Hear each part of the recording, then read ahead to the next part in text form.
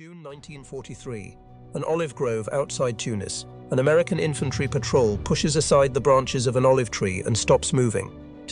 What they are looking at should not be there. 57 tons of dark steel, sitting in the shade, the long barrel of its gun angled slightly downward toward the dust of the orchard floor. The engine cover is off, the gun is loaded, the crew is gone. They know what it is before anyone says the word. Every American soldier in Tunisia knows what it is.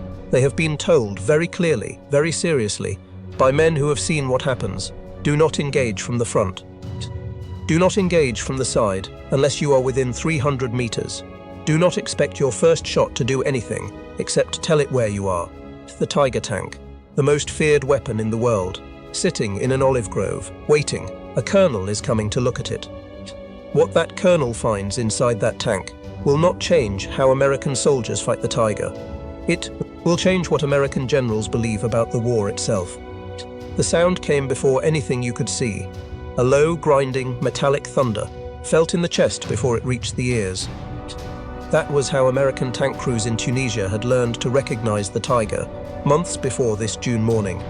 The kind of sound that made men press themselves flat into the dirt without consciously deciding to do so.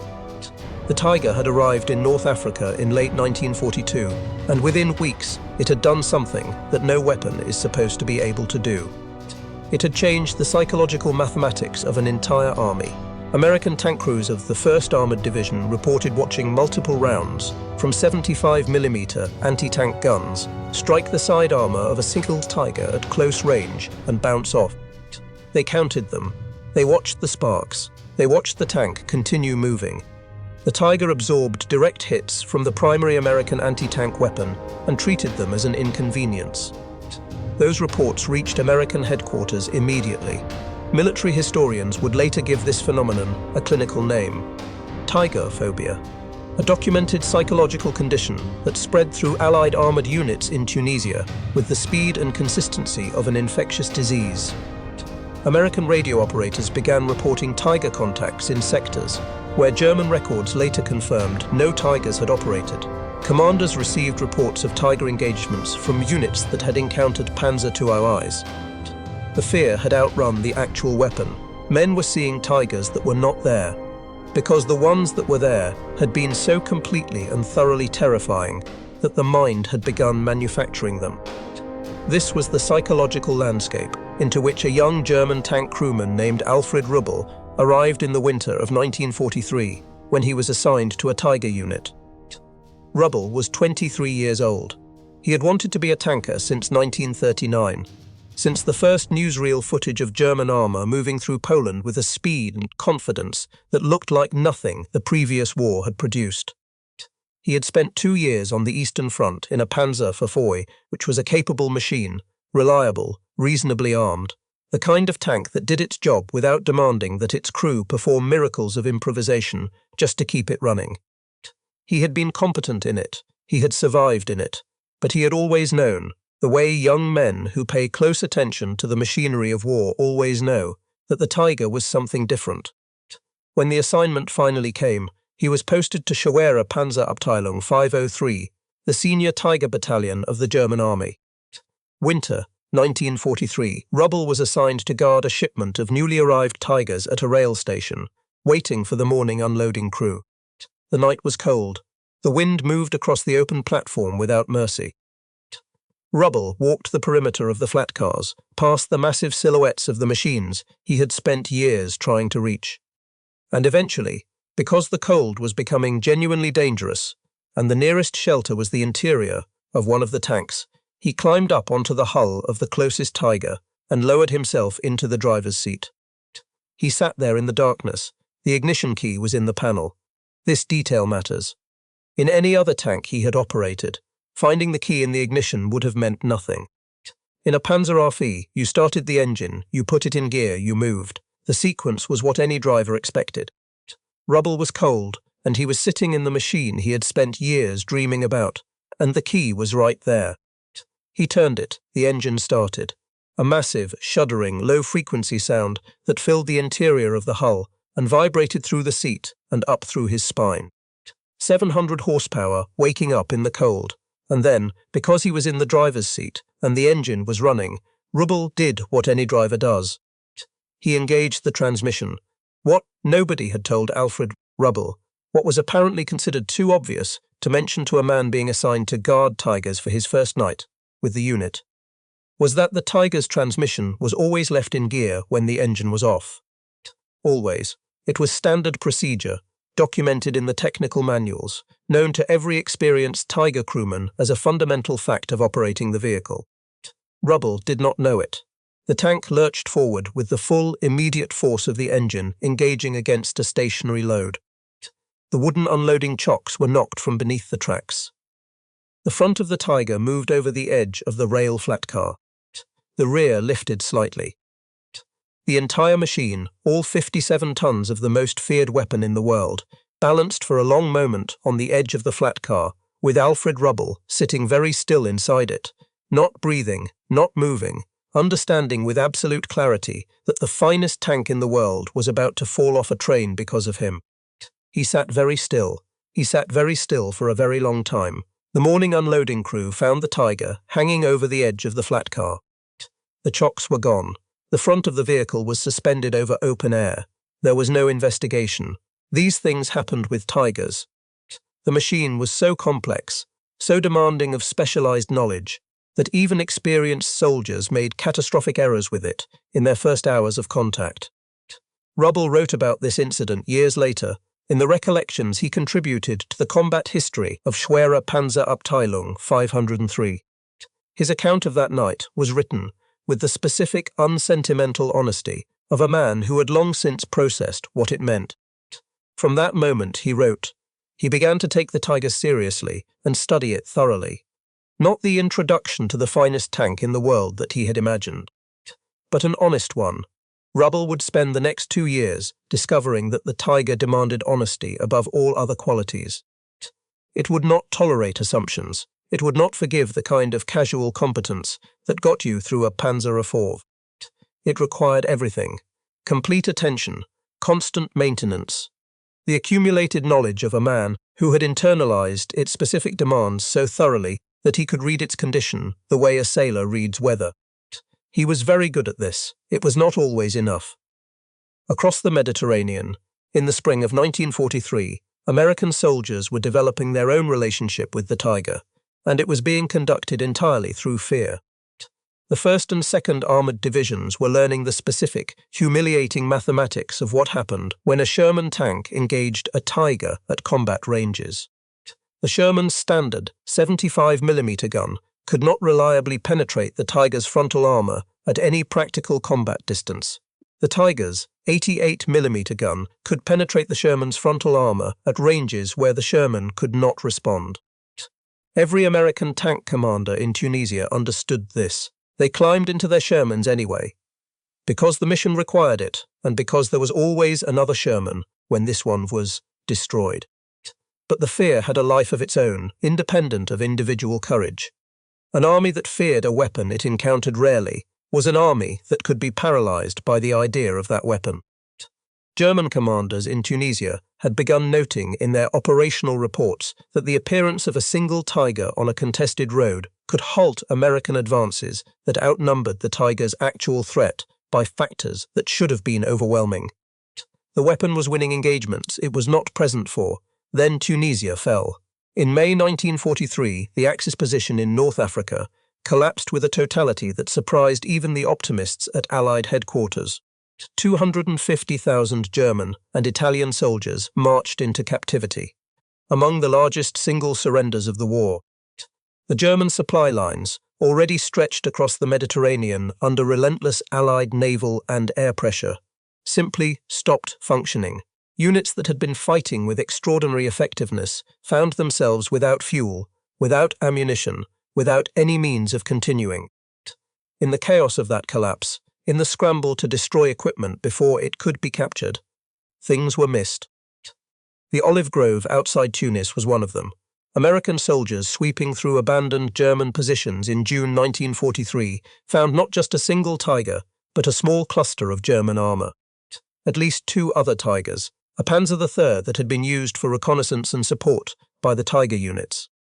The photograph the Americans took showed engine covers removed, tools scattered. This had been a workshop, a place where German mechanics had been working on their tanks until the front collapsed around them, and they had to walk away, leaving one Tiger with its engine cover still off, its internals still exposed, its demolition charge never placed. That tank was Tiger 712. The tactical number told the story to anyone who could read it. It had originally been assigned to the 2nd Company of Schwere Panzerabteilung 501, the 1st Tiger Battalion sent to Tunisia. Its markings had been overpainted as the unit was reorganized into the 7th Panzer Regiment of the 10th Panzer Division in early 1943. When the 504th Battalion arrived to reinforce the North African front, the surviving Tigers of the 501st were absorbed into new formations. Tiger 712's story before the Olive Grove was a story of a unit dissolving faster than its equipment. American soldiers climbed on it. They photographed it. They grinned with the specific, unguarded expression of men who have encountered something extraordinary and know it. They drove it toward the harbour. The photographs that survive from those first hours show the Tiger as it appeared to men who had feared it abstractly, now touching it, standing on it, treating it with the casual ownership of conquerors. Then Colonel George Burling Jarrett arrived. Jarrett was not a man who grinned at found equipment. He was 41 years old, a career ordnance officer whose specific expertise was technical intelligence. He had arrived in North Africa in February 1942 with an official assignment of orienting the British to American equipment.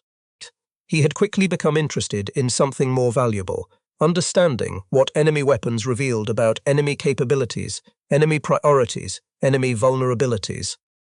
Not just what a weapon could do in combat, but what it told you about the philosophy behind it, what decisions had been made, and why, and what those decisions cost. By late 1942, he had been promoted to lieutenant colonel and given command of the newly created Foreign Materiel Branch at Aberdeen Proving Ground in Maryland. The branch had one purpose: to take captured enemy weapons apart and understand them. Jarrett looked at Tiger 712 for a long time. Then he arranged for it to be shipped across the Atlantic. What his engineers would find when they took it apart would not simply change American tactics. It would change the question Americans were asking about the war they were fighting. Aberdeen Proving Ground, Maryland. Early 1944. The transatlantic journey had taken months.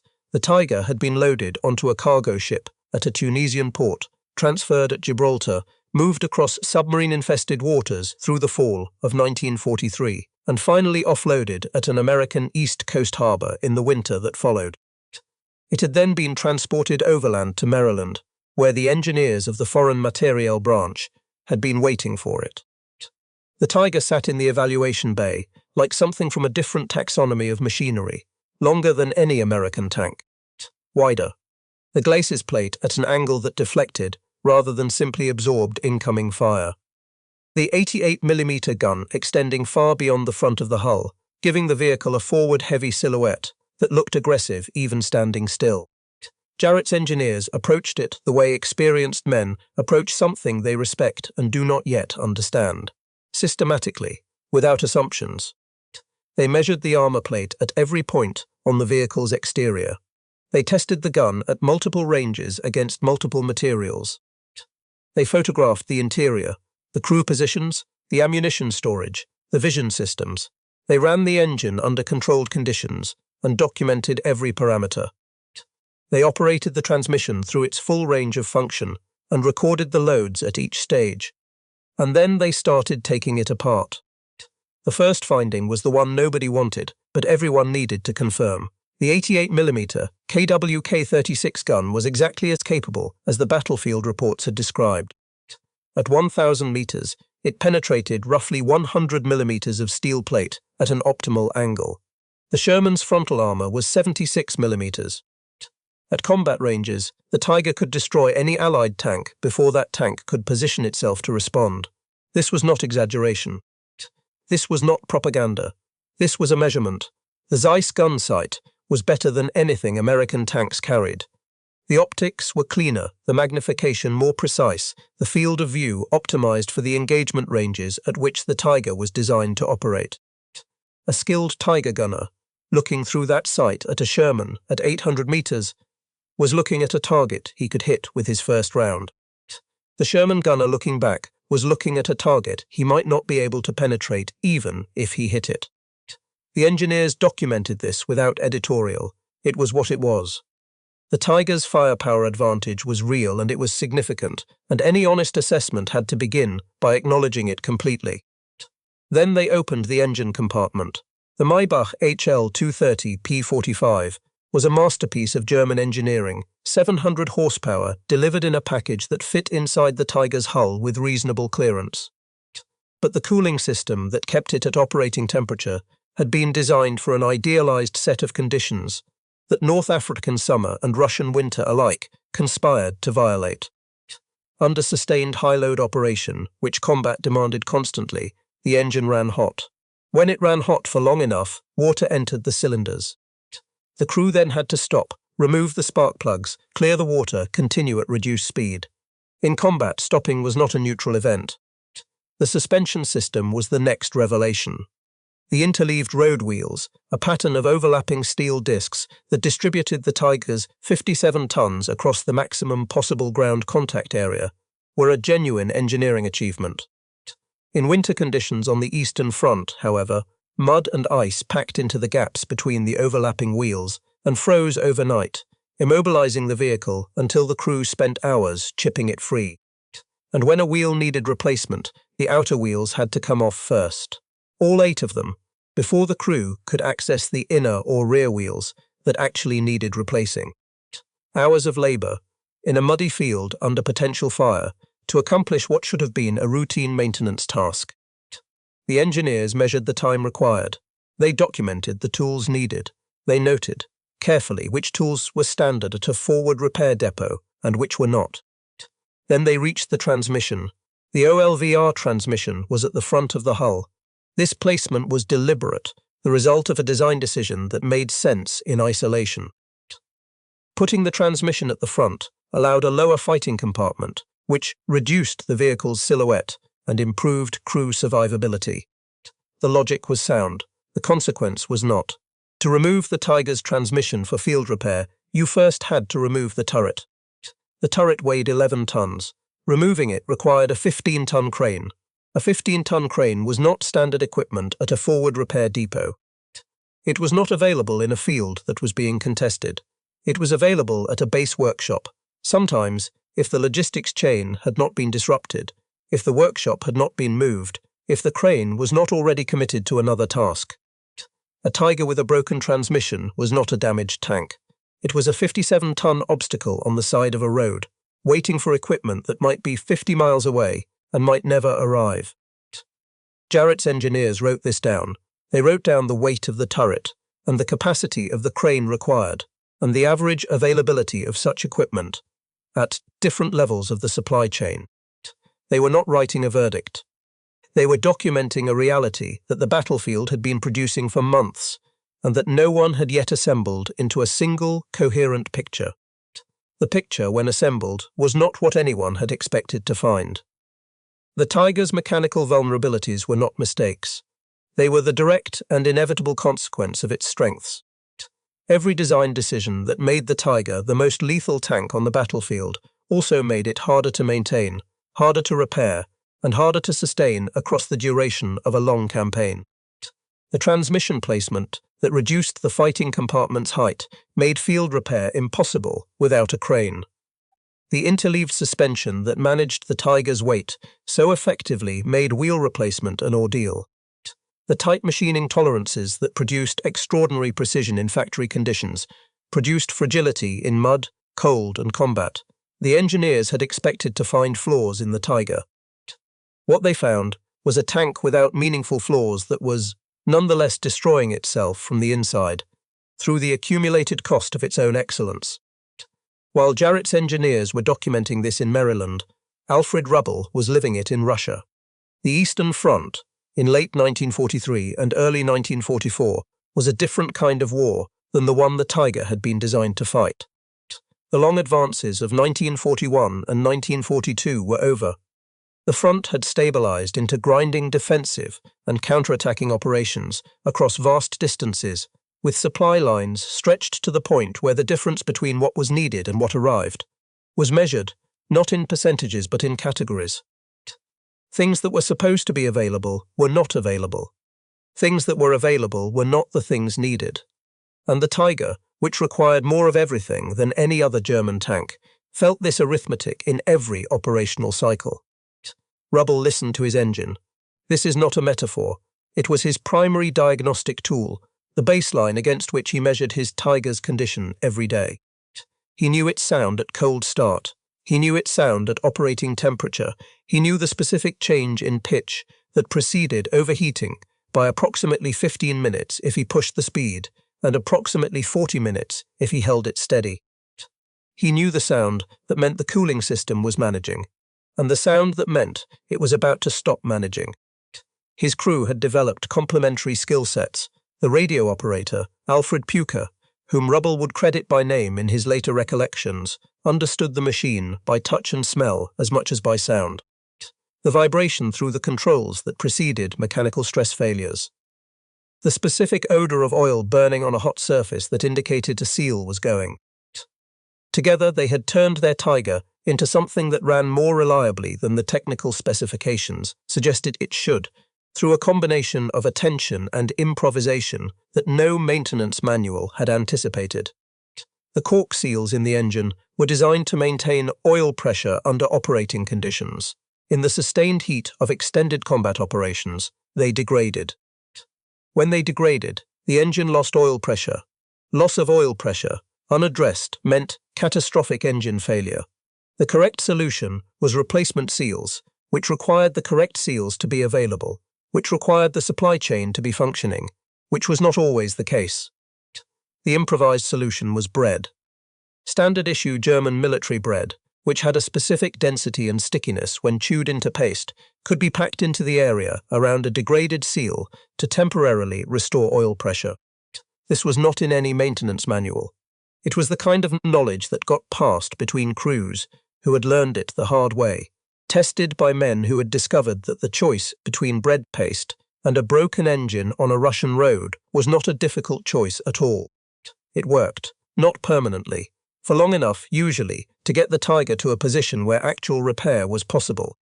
Sometimes, to Rubbel, by late 1943, it was simply one item in the inventory of improvisations that keeping a Tiger operational required. The bread paste, the careful monitoring of engine sounds, the hours spent removing outer wheels to access inner ones, the constant calculation of how far they could push the machine before it needed attention it might not be able to receive. What he did not know was that 3,000 miles away, in a building in Maryland, American engineers were taking apart a Tiger identical to his and documenting everything he had been living with as a strategic vulnerability. What he experienced as the daily reality of operating an extraordinary machine. They were translating into the language of warfare at scale.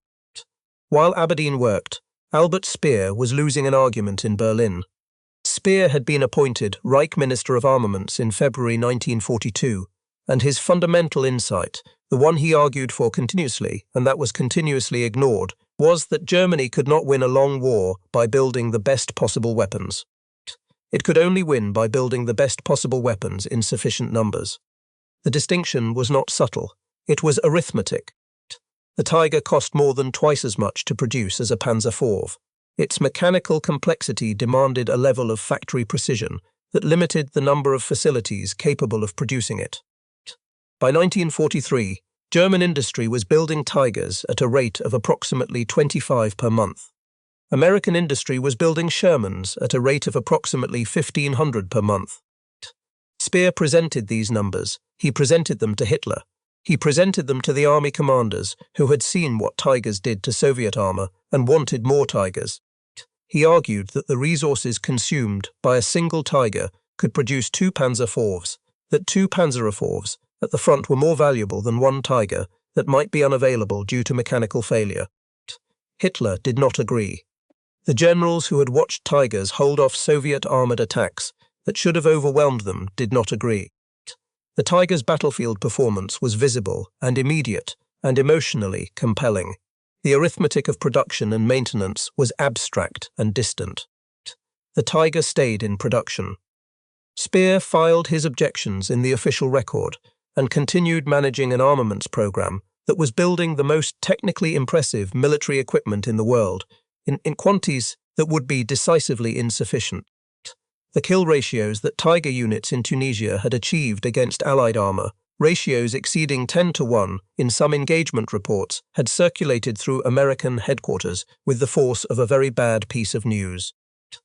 The Tiger was not simply winning engagements.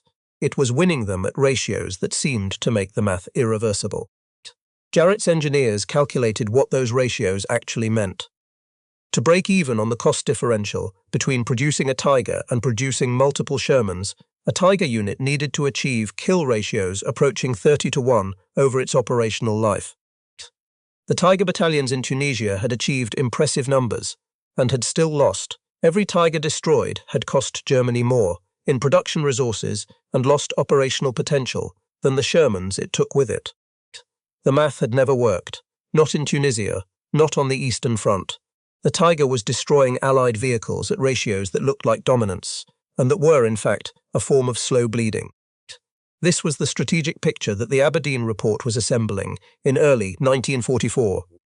While Rubbel kept his Tiger running through improvisation and constant attention in Russia, while Speer argued against production priorities that were being decided by men who measured success in individual engagements, while American factories completed roughly 50 Shermans every single day. Then came Normandy, and everything changed again. Schwere Panzerabteilung 503, Rubbel's battalion, was ordered to the Western Front in June 1944 following the Allied landings. Rubbel had survived the Eastern Front. He had kept his Tiger running through months of conditions that had destroyed other Tigers around him, through the Russian winter and the Russian summers, through supply failures and maintenance crises, that had reduced other crews to abandoning vehicles that weeks of care could have kept operational. He was, by the summer of 1944, as skilled a Tiger crewman as existed in the German army. It was not preparation for Normandy. Nothing was. The Tiger had been designed for the Eastern Front, specifically for the open terrain of the Russian steppe, where a Tiger could position itself at 1,200 meters from a Soviet column and engage from a distance where its 88mm gun was absolutely decisive and the Soviet return fire could not reach it. The Tiger's design philosophy was built around that engagement model: long range, open ground, standoff distance that converted the Tiger's firepower advantage into battlefield dominance. The bocage of Normandy was the opposite of every assumption the Tiger's designers had made. The Norman interior, the dense network of ancient hedgerows, earthen banks topped with thick vegetation, 6 feet tall, 8 feet tall, some of them centuries old and essentially solid obstacles, carved the landscape into small enclosed fields and narrow lanes that eliminated the Tiger's primary advantage completely. In the bocage, engagement ranges were measured in dozens of meters, not hundreds. Visibility was often less than 50 meters. A Tiger positioned behind a hedgerow could not see far enough to use its standoff advantage. A Sherman positioned behind the next hedgerow was within the range at which its gun could threaten the Tiger's side armor. The terrain had equalized a weapon that terrain was supposed to make invincible, and there was the weight, 57 tons. The Tiger had been designed without significant concern for the infrastructure of Normandy. For the medieval, bridges built for farm carts and centuries-old commerce, rather than modern armor. For the narrow lanes that connected small villages across a landscape that had never anticipated being a battleground. Many Norman bridges had load limits the Tiger exceeded. Many Norman roads were too narrow for the Tiger to navigate without losing track links on tight turns. The vehicle that had been designed to dominate would spend hours of every operational day managing the simple problem of moving through a landscape that had not been built to accommodate it. Rubbel's driver navigated these lanes with the focused attention of a man who understood that the next turn might be the one that threw a track, and that throwing a track in a narrow Norman lane meant hours of labor to remount it, hours in which the front could move, in which the unit could be ordered to positions the Tiger could not reach, because it was sitting in a ditch, waiting for repair work that should have taken 30 minutes and was taking 4 hours because the recovery equipment needed was not there. It was always the equipment that was not there. The 15-ton crane, the correct engine seals, the spare track sections in the right configuration, the wheel assemblies for the inner positions. These things existed in German logistics. They simply were not always where the Tiger was, and increasingly, in the summer and autumn of 1944, they were not close enough to where the Tiger was to matter. Battalion 503 arrived in Normandy at strength. Over the following weeks, through combat losses and mechanical failures that the available repair resources could not address, the battalion's operational strength fell. 60%, 50%. Replacements arrived slowly, parts arrived late, or not at all. The specialized workshops, the facilities that had managed the Tiger's maintenance demands on the Eastern Front when the front was more stable and the supply lines were shorter, were further away every week. Meanwhile, every day, roughly 50 Shermans came off American production lines.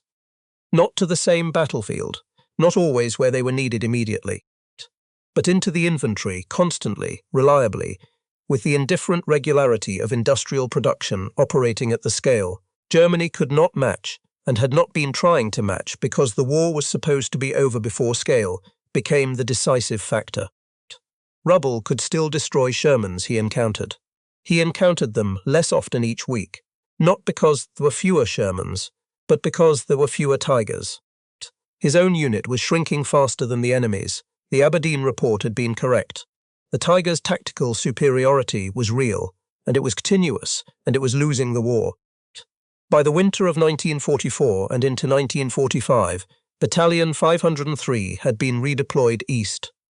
Following the retreat from Normandy, the surviving Tigers of the battalion were sent to the collapsing southern front, where German forces were fighting to hold Hungary against the Soviet advance. This had not been planned for.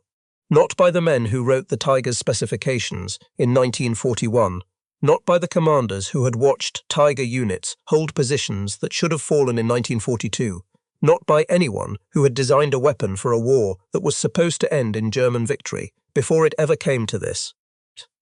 The Tiger, built for advance and dominance, and the long killing shots of the Russian steppe, was being used for what no weapon likes to be used for: delay, attrition, holding ground until orders came to give it up and move to the next position. The fuel was short.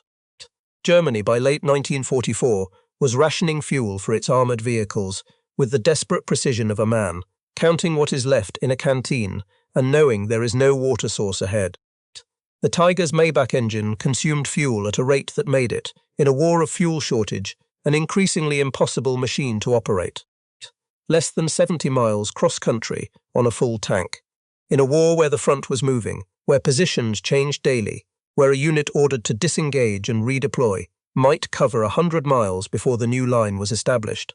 70 miles was not enough range to guarantee that the Tiger would arrive.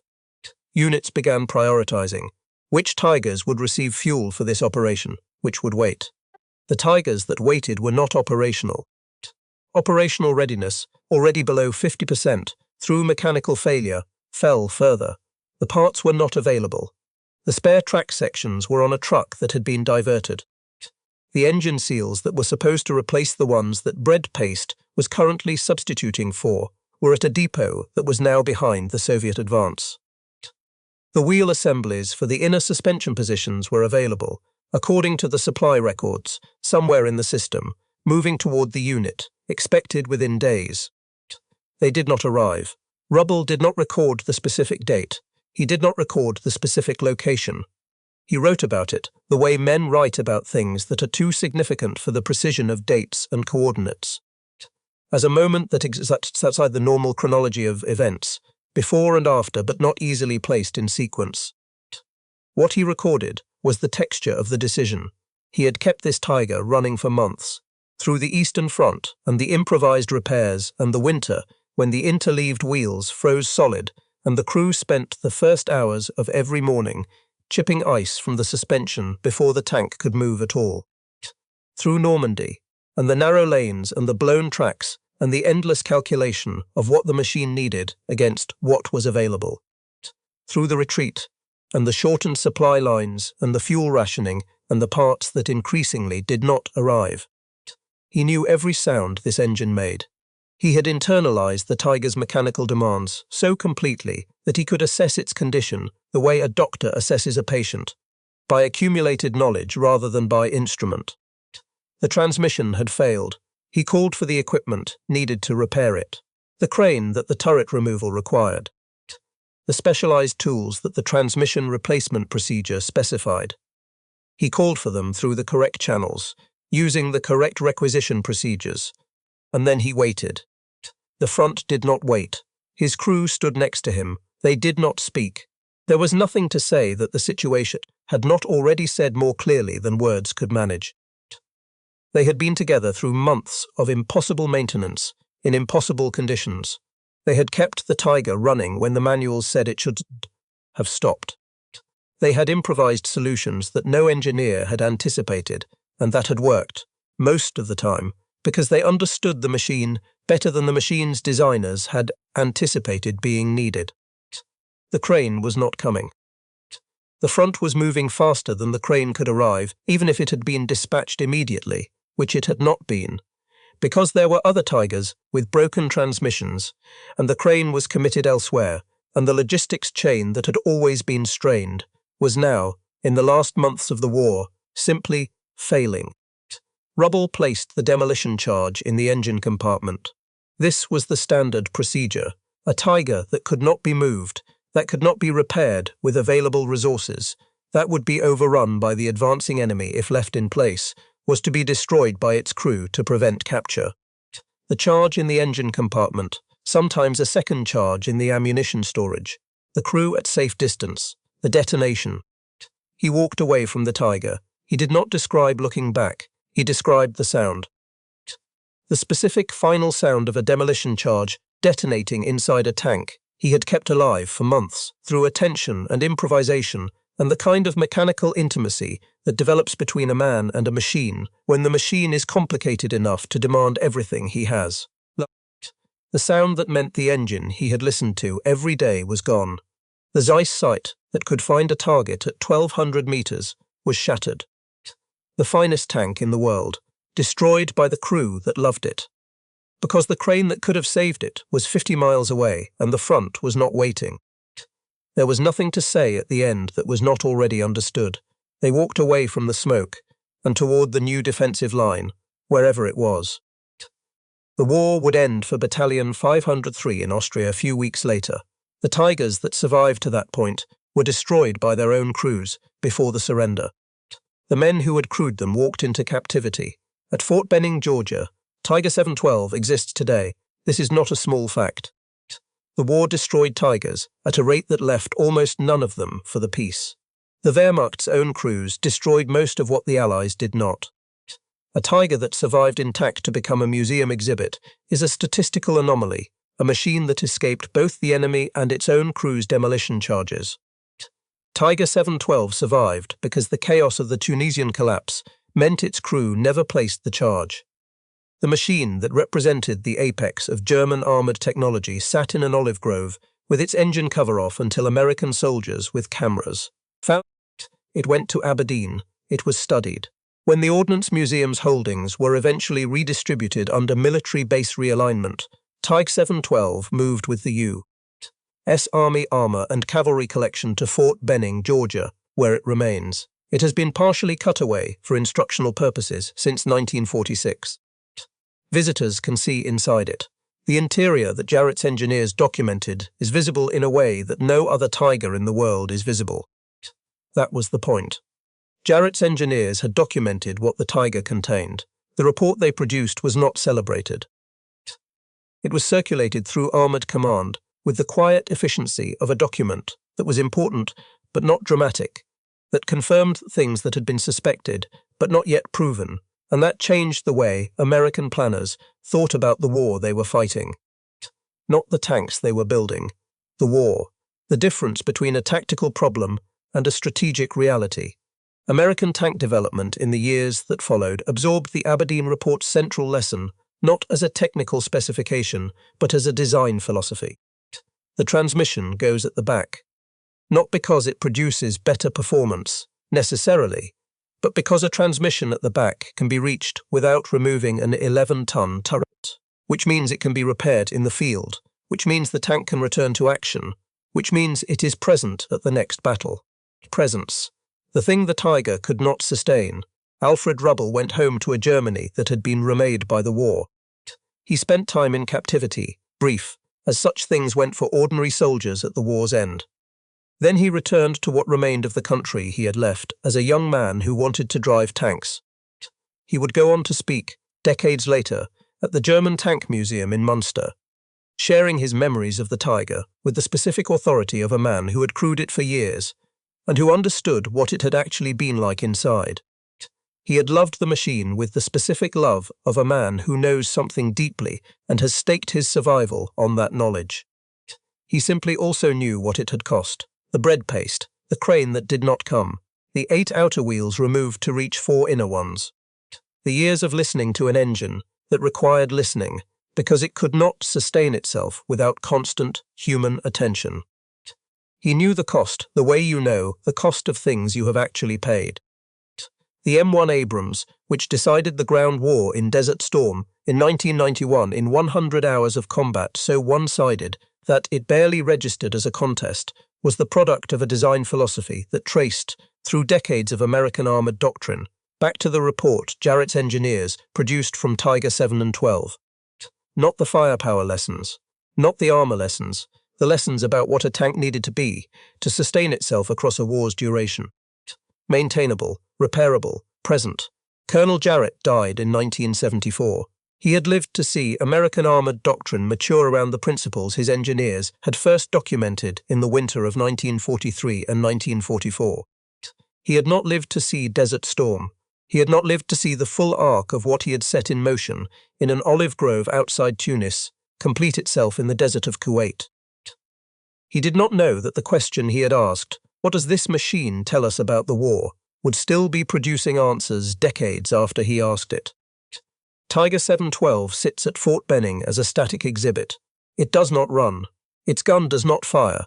It is 57 tons of steel that represents the apex of what a nation at the height of its industrial and engineering capability could produce when asked to build the best possible tank regardless of the cost. The cost was the war. Germany built the perfect tank. It built it for a war that was supposed to last 6 months. The war lasted 4 years. And across those 4 years, 50 Shermans per day, day after day, built in automobile factories by workers trained in weeks, maintained by mechanics with tools that were actually there, replaced when destroyed, present at the next battle and the battle after that, and every battle that followed. The Tiger destroyed more Shermans than the Sherman destroyed Tigers. This is a fact. It is the kind of fact that sounds like it should mean something different than it does.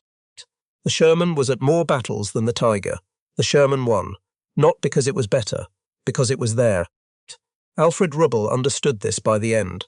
He had loved the Tiger, and he had kept it running, and he had watched it destroyed one by one, not by enemy fire, but by the accumulated cost of being extraordinary in ways that a 4-year industrial war could not sustain. He went home. He did not forget. This was the lesson inside Tiger 712. The lesson that Colonel Jarrett went to the olive grove to find, that his engineers spent months documenting, that American armored doctrine absorbed and carried forward through the Cold War and beyond. Not the lesson about armor or firepower or the 88mm gun that could kill anything it could see. The lesson about time. Germany built the perfect weapon for a short war.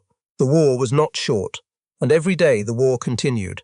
The math that had never worked for Tiger grew worse, and the cranes fell further behind, and the bread paste ran out. The war ended in May 1945. The finest tank in the world met the thing it had not been designed to fight. Not the Sherman, not any new Allied weapon, not any tactical innovation. It met time, 4 years of it, and time in an industrial war belongs to the side that builds enough, not the side that builds best. Rubbel knew it, Jarrett knew it, now you do too.